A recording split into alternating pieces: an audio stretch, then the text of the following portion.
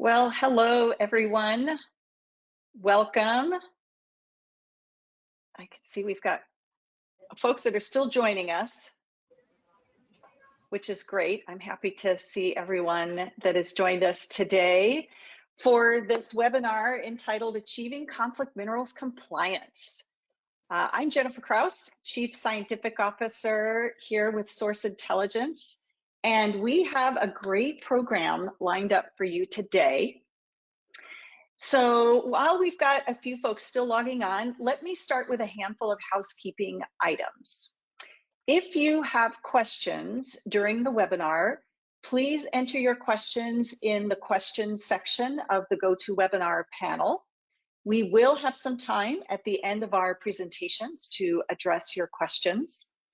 We will also mail the slides from today's webinar to all registrants, as well as a link to the recording of the event. If for some reason you have additional questions post-event or afterwards, you can always reach us at marketing@sourceintel.com. A quick note about informative and educational resources that are available to you. By visiting the Source Intelligence Resource Center, you will find blogs on all topics supply chain ESG related, ebooks, information about webinars that are both upcoming and recorded, and you can subscribe to our quarterly newsletter, which, as I always do, I highly encourage you to do so if you haven't already. Source Academy is an extension of Source Intelligence's educational offerings and is an accredited state-of-the-art learning management system that offers product compliance and supply chain ESG courses. They're primarily on demand, so very convenient. I should also mention we have 2 handouts available for you, those of you that are attending our webinar today. You can find them in the handouts section of the GoToWebinar panel. We have a complete guide for global conflict minerals compliance, as well as a terrific case study from Kenmark Eyewear.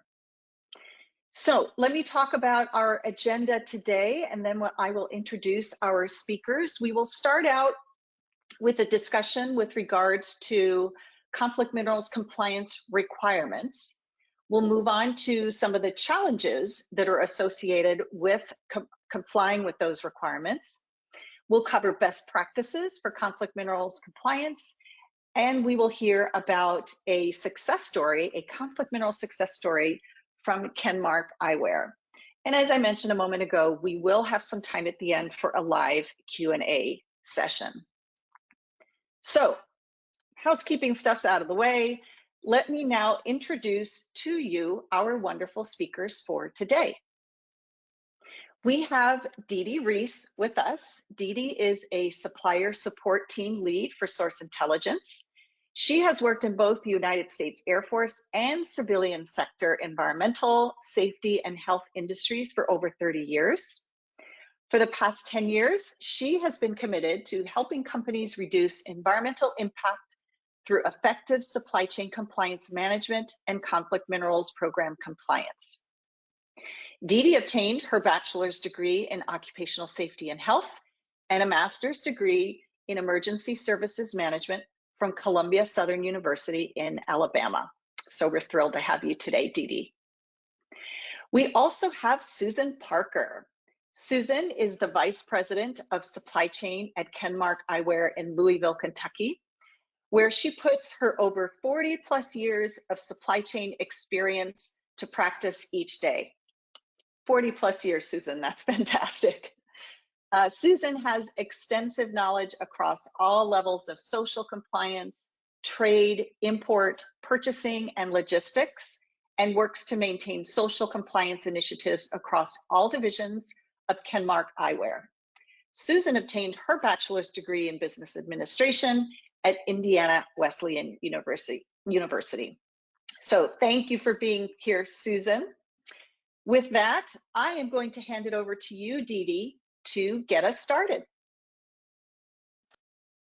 Good afternoon, and thank you very much for the fine introduction, Jennifer. Today, we're going to discuss the pivotal aspects of understanding conflict minerals compliance through an overview of the conflict minerals background, regulatory requirements, compliance challenges, and also explain some strategies and best practices to achieve its success. Conflict minerals are the natural resources extracted from conflict-affected areas. Tantalum, tin, tungsten, and gold, often referred to as 3TG, are the four minerals currently considered conflict minerals by the US and the European Union. In politically unstable areas, the minerals trade can be used to finance armed groups, fuel forced labor, and other human rights abuses, and support corruption and money laundering.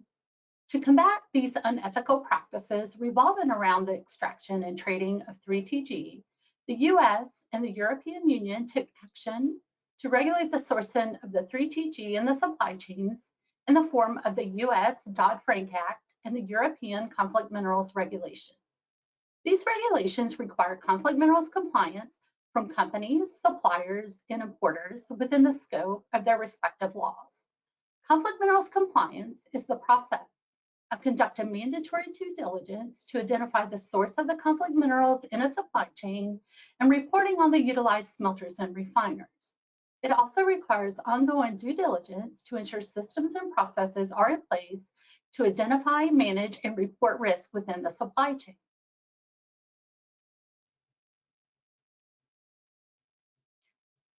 The goal of the conflict minerals legislation is to provide full transparency to facilitate responsible sourcing, while the US Dodd-Frank Act and the European Conflict Minerals Regulation serve a shared purpose to ensure that 3TG is ethically sourced from areas free of armed conflict and human abuses.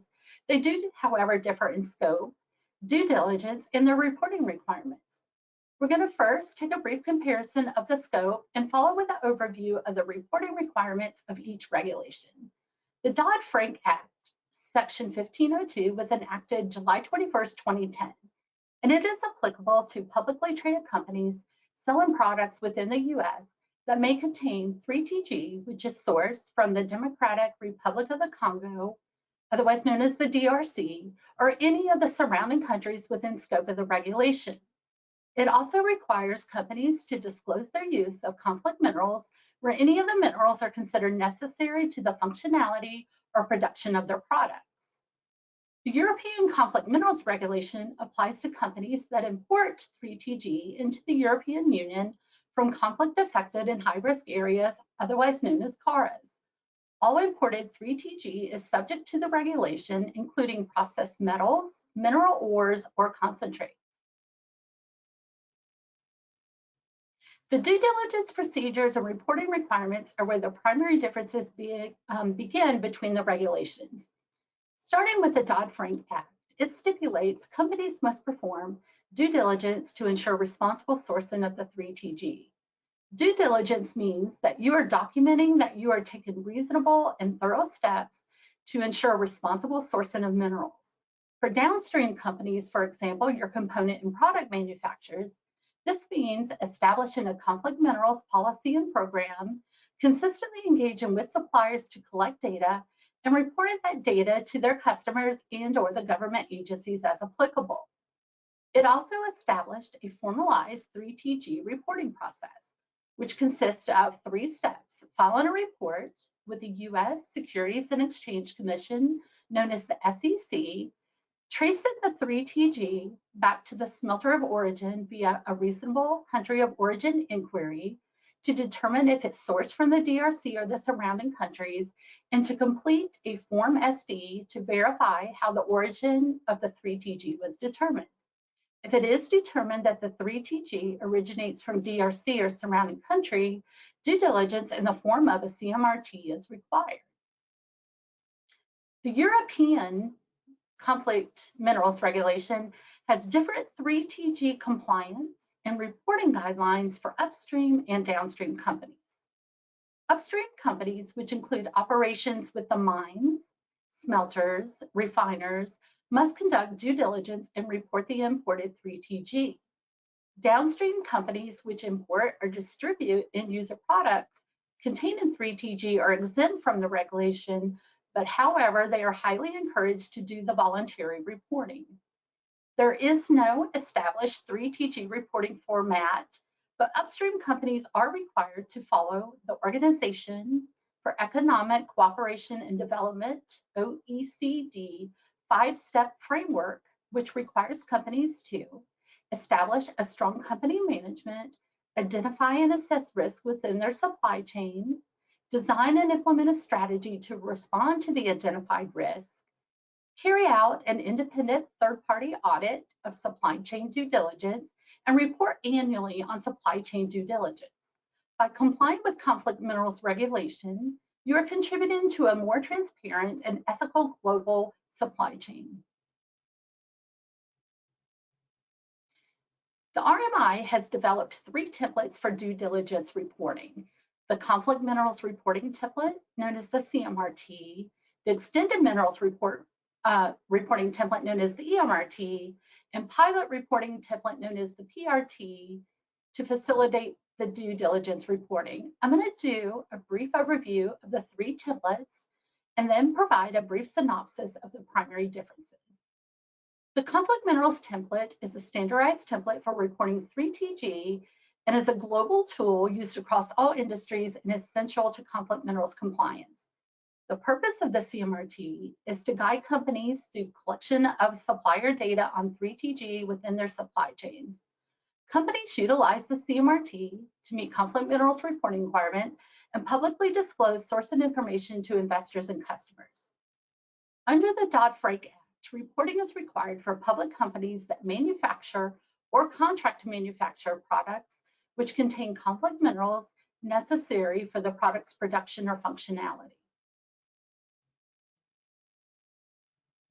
The EMRT is a standardized template for reporting of cobalt and mica in the supply chain. The EMRT is the result of a consolidation of the former cobalt reporting template and mica reporting templates. The purpose of the EMRT is to provide downstream companies with a template for gathering and disclosing information about their supply chains in order to mitigate risks. The EMRT is a voluntary initiative versus a mandatory requirement. However, it currently serves as an aid to due diligence in identifying cobalt and mica smelters or refiners which are utilized within the supply chain.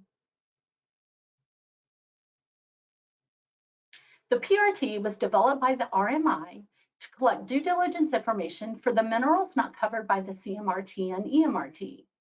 The PRT is a standardized reporting template that facilitates the exchange of smelter, refiner, and processor data for unregulated minerals. The PRT is not specific to any mineral, rather it is intended to assist companies in requesting supplier data for any mineral of concern. The user will determine the scope of the PRT, and it allows input up to 10 minerals. During the development of the PRT, the RMI surveyed its members to determine which minerals were of the most concern, and they identified 4 priority metals of copper, nickel, aluminum, and lithium, and these were added as default selections for the form. However, the companies can determine which metals they assess and do not have to select those 4 metals.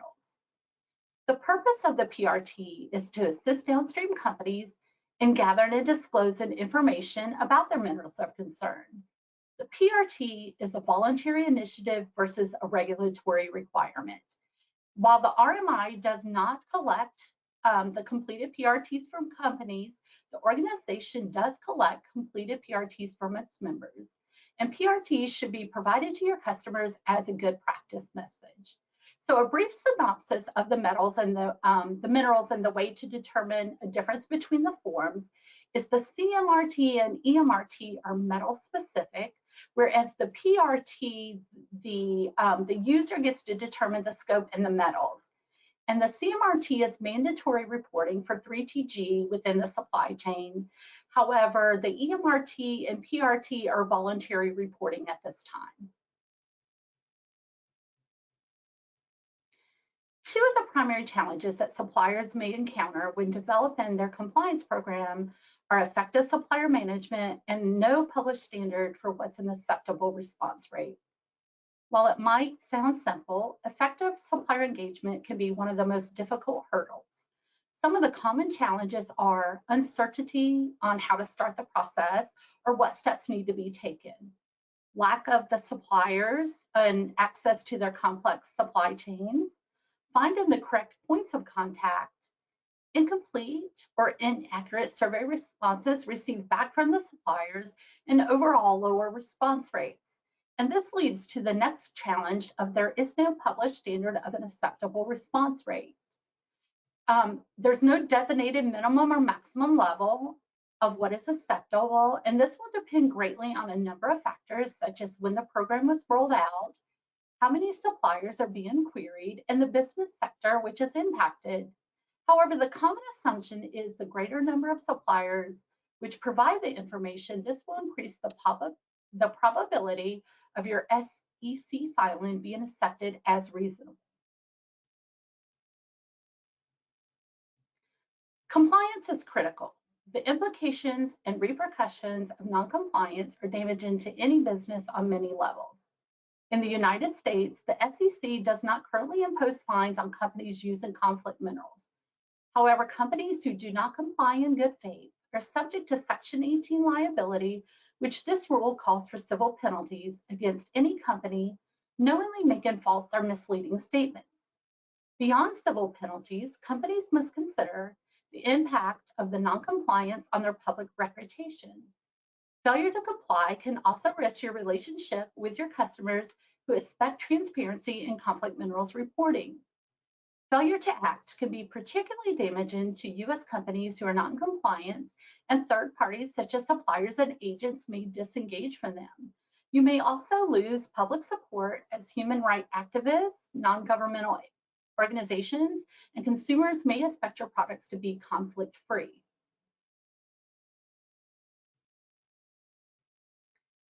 The primary keys to a successful program and best practices for improving your supplier response rate can best be summarized in 3 steps: engage, re-engage, and stay engaged. First and foremost, engage your suppliers. Effective and efficient supply chain communication is essential. The most important step is to know your supply chain. You need to have a clear identification of who your suppliers are, to include names, phone numbers, points of contact, email addresses for both primary and alternate points of contacts when available. Make sure your supply chain clearly understands your conflict mineral reporting expectations and educate the suppliers on your requirements. Also be sure to clearly communicate deadlines and stress the importance of providing timely and accurate information. Provide suppliers the background information regarding the regulations and the requirements for full transparency. The next step is to re-engage your suppliers throughout the process and throughout the campaign. Reach out to see if they have any questions, require any assistance, need clarification with compiling the information. And finally, it is always important to stay engaged. Regular ongoing communication with your suppliers before, during, and after the CMRT campaign is pivotal for a successful program. Additionally, assigning a dedicated account manager for continuity can also enhance the partnership with your suppliers for a continued future success. This concludes the portion on achieving conflict minerals compliance, and I would now like to turn this over to Susan Parker from Kenmark Eyewear.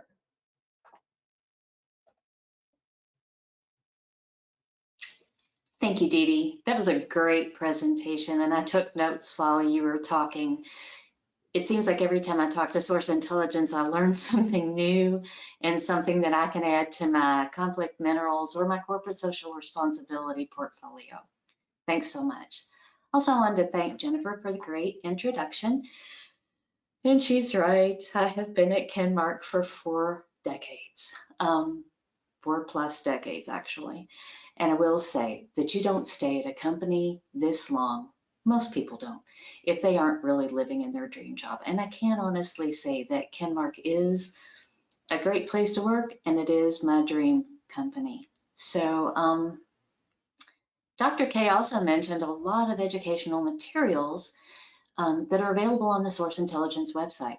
If you haven't checked those out, go ahead and do so at the end of this presentation. You're going to be blown away by the amount of information that is provided. And I've been on there. It's accurate, it's timely, it's up to date. It is well worth your time investment.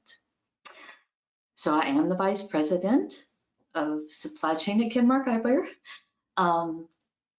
And that is a huge responsibility. It encompasses importing, exporting, corporate social responsibility, logistics, all aspects of supply chain and partnership relations. Source Intelligence has been instrumental in supporting us in our conflict mineral strategy and other compliance initiatives as we've engaged in this journey of trying to be as transparent, as sustainable, as communicative as we possibly can be with our partners, our clients, our consumers, and anyone that we interact with.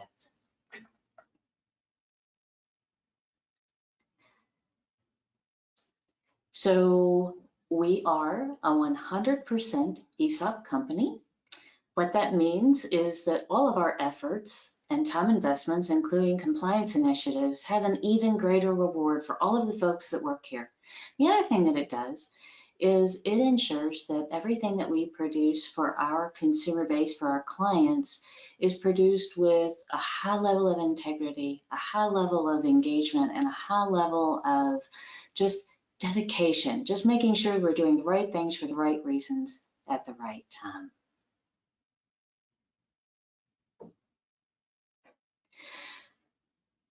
So we have been in business over 50 years. We have a strong desire to make it 50 plus more. When I started with the company in 1983, there were 9 employees total. We were a distributor. We sold other people's products.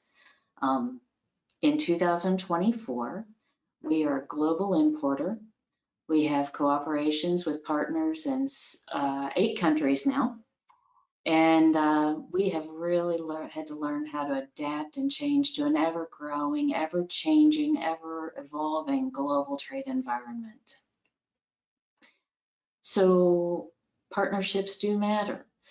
As you are partnering with folks who are in other countries, you have to really make sure that you are staying engaged with them, that you are clearly articulating your goals and objectives for your company and for your business partnerships. And you have to make sure that they embrace everything that you say. We do have boots on the ground. We go to our supplier partners at least once a year and make sure that everything that we require and ask of them is being managed properly. We also have third-party audit firms that go in behind us and check our factories, and we do not own the factories. So we have to make sure that we're staying compliant and partnering with the best folks possible. One of the best things about my world is I live in a world of designers. We have a team of designers. There are 5 of them on staff. And their job is to imagine, design, and bring to life eyewear that supports retailers, eye care professionals, and consumers worldwide. We source the best components to create those beautiful designs. They're high quality, but yet affordable. We began to incorporate sustainable components into our eyewear in 2021, and we are ISCC certified. That means that the recycled content that we put into our eyewear is certified throughout the entire supply chain. We want to make sure that every facet of our business is dedicated to being ethical and honest with our partners, our clients, and our customers. Our manufacturing partners all overseas are selected and maintained to support our products and our compliance goals, and we hold them accountable, not just for their actions, but for ours as well. Now, I don't mean that they're responsible for us by any stretch of the imagination, but what I do mean is that they have to embrace our ethics and our corporate social responsibility initiatives, our conflict mineral requirements initiatives, and they have to be compliant with that so that we can create a great narrative, so that we can, when we talk that talk, we are walking the walk. While our design team strives to create eyewear which supports our licenses and brands, we're always keeping our consumers in mind and our retailers in mind to create quality eyewear at affordable prices. Our supply chain is pretty complex. It goes all the way from our manufacturing facilities that we partner with overseas, all the way to major retailers, to small independent eyewear offices who support our consumers in their eyewear purchases. So we do have a very service-minded outlook that is filtered all the way through our live customer service office, which is operating Monday through Friday, 8 a.m. to 5:30 p.m. Callers get a live voice every day. And of course, we'll contact them back with a live person, if they leave a message on our voicemail.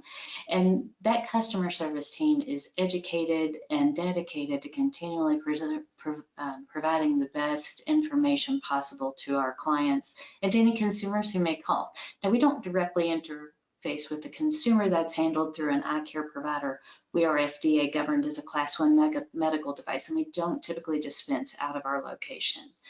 But we do have to provide accurate, relevant, up-to-date, and timely information to anyone who may contact us via phone, email, fax, however they choose to interface with us. So our sales force is also dedicated to the same level of education, support, and product knowledge that we share with everyone else. We have over 50 dedicated sales force members who are nationwide, and they are physically visiting our eye care providers, making sure that their eyewear is up to date and on trend. So we do have a one location facility. I know that I might be talking to several folks or many of you who have multiple locations, but for us, having that one-stop shop means that we can physically get to nearly everyone in our company and share that educational message, and that we can make sure that they know who their contact people are when they come across those difficult and more challenging questions that they may not have the answer for. That kind of goes back to what Dee Dee was talking about in her message when she was talking about assigning an account manager, making sure that everybody knows who they are and that they can contact them and get them the information that they need when they need it. And we're doing all of this while being compliant and ethical in business. We're trying to do the best that we can as a small company. So I talked a little bit about our family of brands. This is the companies and the brands that we produce eyewear for. The first three that you'll notice, you may not be aware of those names. Those are our independent brands that we created to fill a niche that maybe we weren't going to be able to get with our other products. Paradigm. Paradigm is one of my favorite collections. It actually contains some of that ISCC certified material that we talked about. Elliott Ives is a great collection that embraces high quality materials and a consumer friendly price point to support any face type and client need. Valdo is a high-end men's Italian line, again produced with ISCC certified recycled materials and unbelievable craftsmanship and workmanship. Some of the other brands that you see are definitely consumer-facing brands: Lilly Pulitzer, Original Penguin, Vera Wang, and all of the others. Each one of those license relationships and partnerships come with its own specific requirements as it pertains to conflict minerals, corporate social responsibility, and ethics in business. We have to comb through every agreement and make sure that we are managing and keeping ourselves up to date and relevant with every requirement in our contracts. We also partner with major retailers who have their own vendor supplier agreement contracts. We have to comb through those as well and make sure that we are meeting or exceeding their requirements each and every time we bring glasses into their environment. For our independent retailers who may not have those contracts, you know what, we've got to support them too. and they have to know that they're working with an ethical partner. So how do you make all this work? That's where the Source Intelligence and Kenmark partnership comes into play. I will tell you.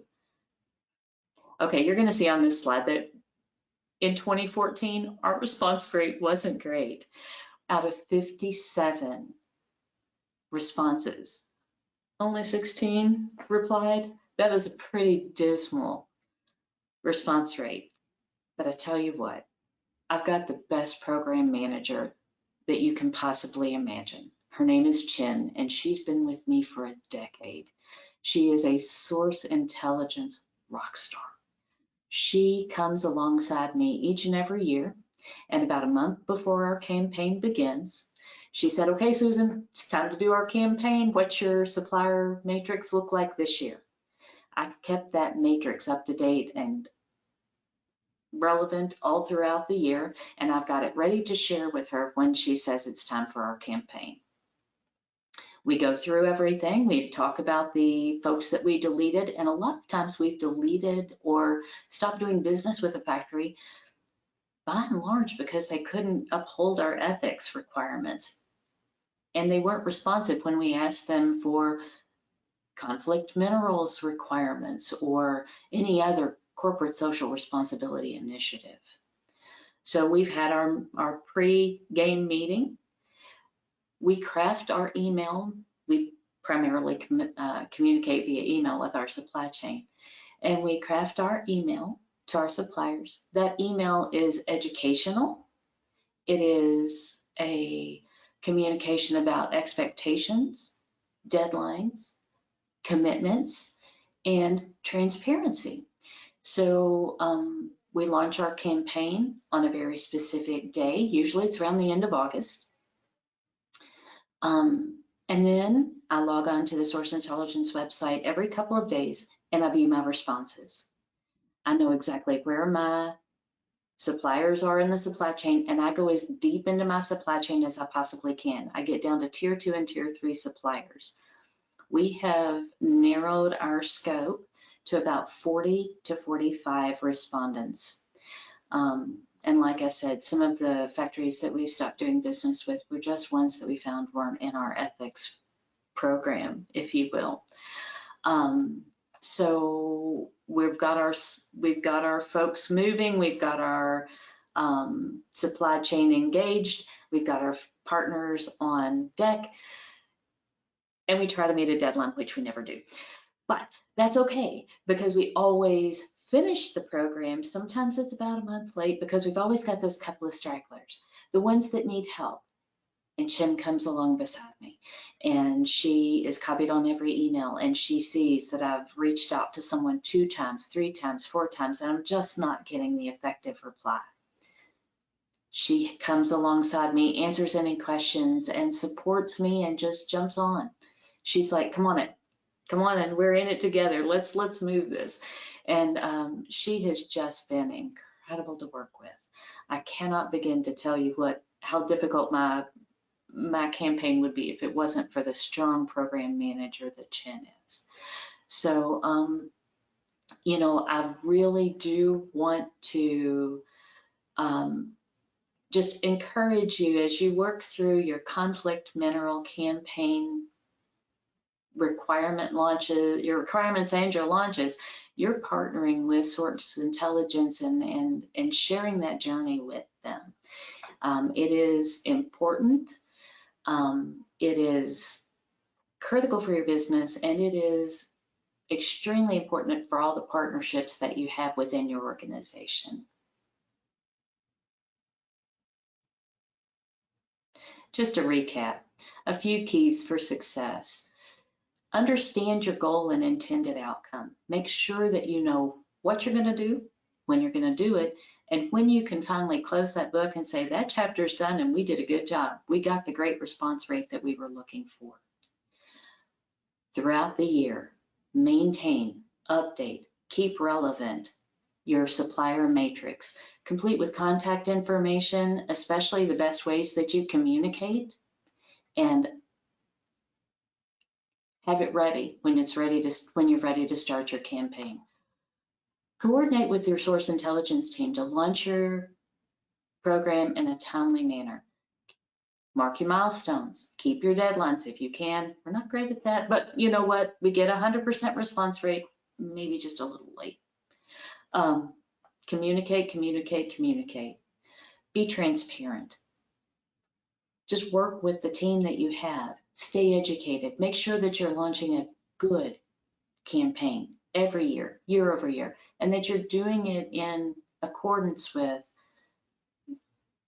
the current regulations and your goals and objectives for your company.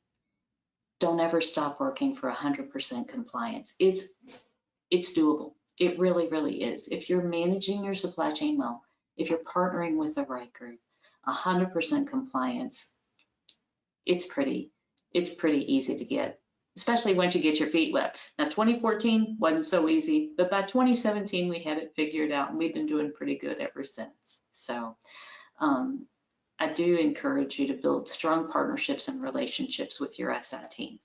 Source Intelligence has been such an effective, wonderful partner to work with, and I'm really proud to share my success story with you today.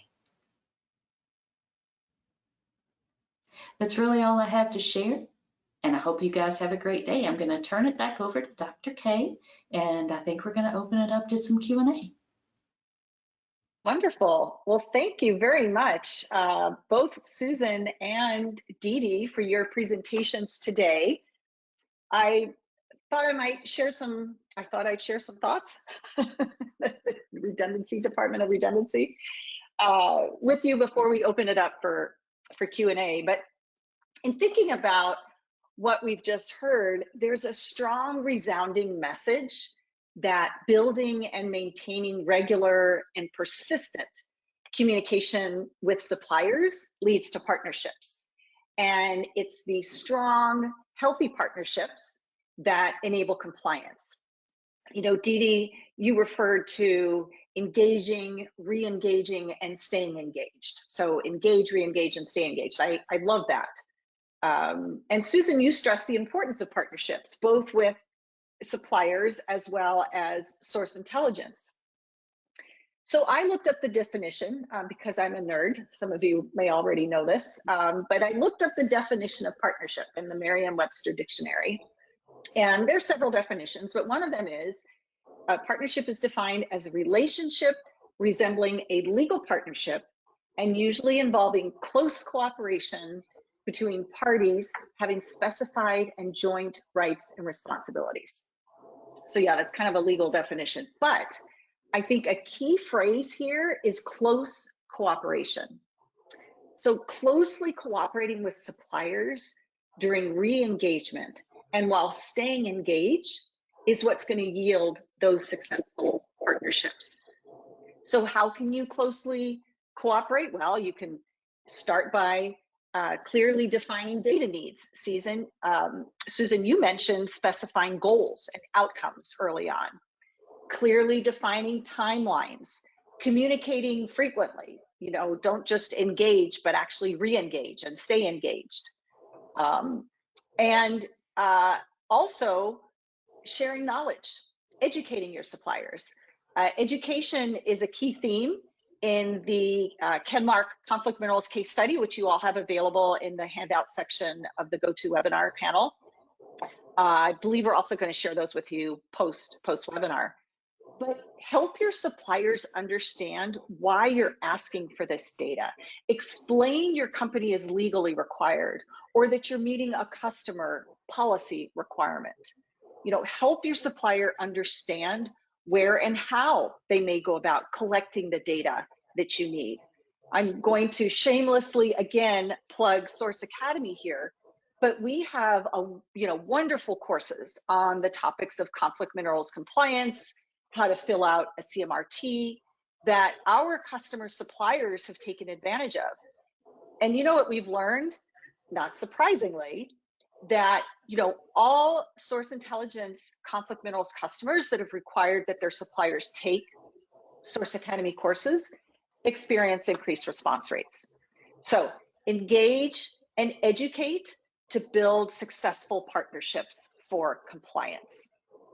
So with that, I'm going to end my final thoughts and begin our Q&A session. I also, Chen Zhu has also joined us. Thank you, Chen, for joining us. Susan mentioned our Rockstar program manager, so thanks for being here, Chen, as well. You may be able to help with some of the Q&A that comes up. So what I'd like to do is, I've got a question as we're waiting for some of the other questions to come in that I'd like to sort of start with. And in thinking about what we've just heard, we both, Dee Dee, you and Susan, talked about the importance of having good contact data for your suppliers. And I'm wondering how do you go about doing that? Maybe Susan, this is something you might be able to expand on, as a company that's responsible for complying with conflict minerals requirements. How do you go about doing that? Who within the organization plays a role in this? How do you ensure you have good contact information? That's a great question. And one of the things that we kind of have in the back of our mind is, I don't want to sound just, crass or anything, but you kind of monetize it. So you start with the folks that you issue your purchase orders to. We're placing purchase orders quite frequently. That's our starting point. That's our main point of contact. And then we reach out to those folks that we work with, in order management on a daily basis, and we explain exactly what we need in order to continue to do business and what we need in order to maintain the partnership. And we explain exactly what goals and objectives we have, and we ask them if they can't help us in our conflict mineral compliance initiative, who in the organization can. Now, often we have to re-up that every year because those compliance folks, they tend to move just a little bit in our world. So, but prior to launching our campaign with Chen every year, we have already reached out to the folks that we work with in sales and customer service on our partner side to make sure that we've got the right folks so that when we launch our campaign, the information is going to the right people, and we also copy in those folks that we work with on a daily basis so they can kind of help nudge those individuals in their organizations and help them stay timely. That's awesome. I love the idea behind monetizing it. It's amazing what monetizing various different initiatives can do, right? Right. To incentivize. Right. Let's see, we've got another question here about the EMRT and the PRT. Can you please clarify the difference between the EMRT and PRT? And do you think the EMRT will become required? Dee Dee, maybe I'll throw that in your direction. Absolutely, and that's a good question. So the EMRT is for extended mineral reporting for cobalt and mica. And the PRT was developed for unregulated minerals that aren't covered by either the CMRT or the EMRT. And you can select up to 10 minerals of concern for the PRT. Now with the EMRT and the cobalt and mica reporting, there may be a probability that we will see it as a requirement in the future, because there is growing concern about cobalt and mica, as these minerals are often sourced from areas using child labor and or human trafficking. Additionally, the increase in the electrical website production will also increase the demand for these minerals in the future, as the vehicle batteries include cobalt, nickel, and lithium, in which nickel and lithium can be reported on the PRT. Although these minerals aren't included at 3TG today, they are abundant in many conflict-affected areas of the world, and there's been increased pressure and expectations for companies to do responsible sourcing of the minerals and provide transparent reporting throughout their supply chain. So as a result, we can likely expect an increase in regulations concerning these minerals in order to fight against human rights violation and violence that are all too common in the mining of these minerals. Makes sense. As long as these human rights violations and other concerns persist, we're likely to continue to see movement on the policy and regulatory side of things. That makes sense. Thanks, Dee Dee, for that. Let's see, another question. Why do I have to do this every year? I'm just sending the same form. Presumably that refers to the CMRT, I think. Maybe Dee Dee, that might be another one you might be able to address. Absolutely, and that's a good question as well. The CMRT was required each year because the reporting requirements for the SEC filing company is to report the 3TG each calendar year from January 1st through December 31st, which means all sources of 3TG needs to be determined yearly. Even though you do not change your supply chain, the source of the 3TG could change. Therefore, a new inquiry each year is necessary. Additionally, the RMI advises companies to update collected information annually at a minimum. Okay, thank you for that. We've got another question about how deep in the supply chain, how far down your supply chain do you have to go if I communicate with a tier 1 supplier? So Susan, you talked a little bit about this or mentioned it. I don't know, maybe that's something either you and or Chen might be able to comment on is, you know, how deep in the supply chain do you go for conflict minerals compliance? So I can go ahead and start, and then I might hand it over to Chen. We try and go as deeply as we possibly can. Now, at our company, we specify materials and components, and we definitely tap those folks on the shoulder and say, hey, you're a part of this initiative as well. When it gets to the smelter level, that's a little bit more challenging. With our ISCC certified material, we can go throughout the entire supply chain because it's certified and audited. It's a little bit more difficult with certain other components that come into our product. So we do the best that we can to get to tier 2 and tier 3. Tier 3 is really tough. So yeah. That makes sense. That makes sense. Chen, anything to add on that, or did Susan pretty much cover that for us? Yeah, most of my clients collected their CMRT from their tier 1 suppliers, and some suppliers email back to us to say, hey, we don't know where we're sourcing from for those 3TGs, and I always let them know that they can provide us their supplier email address so that we can contact them and send over the CMRT for them. And once we collect all the CMRT from their tier 2 or tier 3 suppliers, our platform can contain as many as 3TG CMRTs from the supply chain, and we will accumulate the smelters and generate the CMRT for the clients. Awesome. Thank you, Chen. That's helpful. That makes sense. That's how you're able to continue to go tier to tier to tier to the next tier. Yep. Yeah. Wonderful. So not only building partnerships with Kenmark's tier 1 suppliers, but tier 2 and tier 3, et cetera. Wonderful. Thank you for that. We have another question here from, it looks like this company is not a publicly traded company. They don't need to do conflict minerals disclosure to the SEC. Why do I have to do the conflict minerals due diligence? So this is from a non-publicly traded company. I don't know, Dee Dee, if you might want to tackle this one. Sure, that's a good question. So even though you're not required to file a CMRT, the products that you are distributing do have the potential to have minerals which are sourced from the DRC and the surrounding countries. So what's important is when you're reaching from your suppliers for which you're distributing the products, it is a good practice measure to obtain their applicable CMRTs and have it available to the people that you are providing your products to as if they are requested. Thank you. That actually answers a question we also got from a distributor that basically said, how can we conduct conflict minerals due diligence if they're a distributor? And I think you just sort of touched on that is by collecting the CMRTs is a good strategy for that. I might also add that for companies that aren't publicly traded and don't need to comply with the conflict minerals laws, many of your customers, however, do.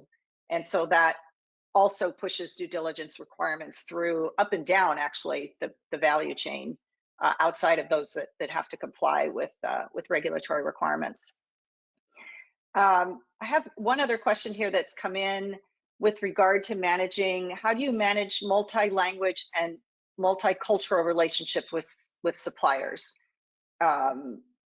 Susan, maybe that's an issue you could address. I know we talked a little bit about education, and but I'll let you address how to manage, the multilingual and multicultural relationships.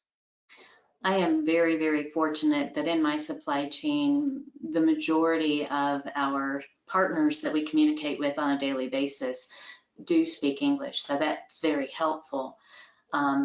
If we need translation services, like maybe we have one of our suppliers who has a compliance officer who is not, maybe is bilingual, there are some translations of the CMRT available.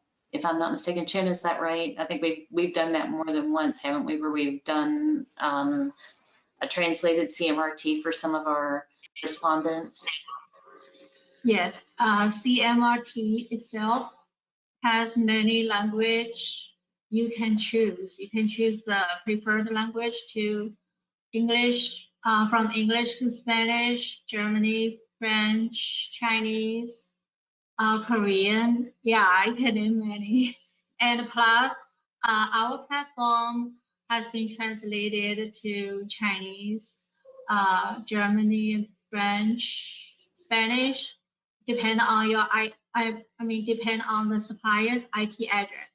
If they are in China area, they will show the language in Chinese. So we try to help all the suppliers around the world to understand what we need, what they need to supply to us. And yeah, I think multi-language is not a problem to us. Yeah. Awesome. We have another question that's come in, and this has to do with unresponsive suppliers, which was an issue, Susan, you talked about, you dealt with early on. But what is your approach to the unresponsive supplier? What do you do? So that is really a tricky dynamic. So most often we are polling our current supply chain. We're not polling potential suppliers, we're polling our current supply chain. And it goes back to being monetized. We go to the folks that we communicate with on a daily basis, explain very clearly that that's part of the, requirement of doing business with us. And it goes back to what Dee Dee talked about: engage, re-engage, and stay engaged. You don't stop, I don't stop until we get 100% response rate. And sometimes Chin has to come along beside me and kind of nudge our suppliers and gently ask, is it a translation issue? Do you need something from us that we haven't provided? But it is, you use every resource possible, phone, email, however you communicate. I do communicate via WhatsApp sometimes with some of our folks. Just if I'm not getting them via email, I'll look at alternative communication methods. And I am very fortunate in that I have a very small supply chain. 40 to 45 factories is quite manageable. If you have a larger supply chain, I'm sure it's much more complex and much trickier to get that 100% response rate. That makes sense. Persistence, persistence, persistence. I'm the best pest I know. I love it. Those 40 years of experience. really helping, right? Right. Well, listen, we are just a few minutes away from the top of the hour, and that is, I think that's the last question that's come in. So I want to once again give a heartfelt thank you to you, Susan, for joining us today and sharing your experience and best practices. Dee Dee, thank you as well for sharing your regulatory expertise and perspective. And Chen, thank you for jumping in at the end here and sharing with us as well. We certainly appreciate it. Thank you to all of you who have joined us today. If you have a moment, it's only a minute or so, and could scan that QR code. Your feedback is important to us. We like to hear what you like and enjoy about these webinars and what you would like to see in the future. So with that, I will say goodbye, thank you, and I hope to see everyone during a future webinar. Have a great rest of your day, everyone.